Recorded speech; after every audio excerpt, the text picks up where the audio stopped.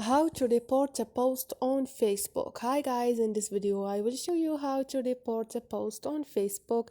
It's so easy and quick. So let's start first, and go to your Facebook app, click on it. Now all you need to do is choose one of those posts. For example, this one. All I need to do is click on those three lines, 3 points up there, sorry, and here you're gonna find report this photo, or if it was video, you're gonna find report video.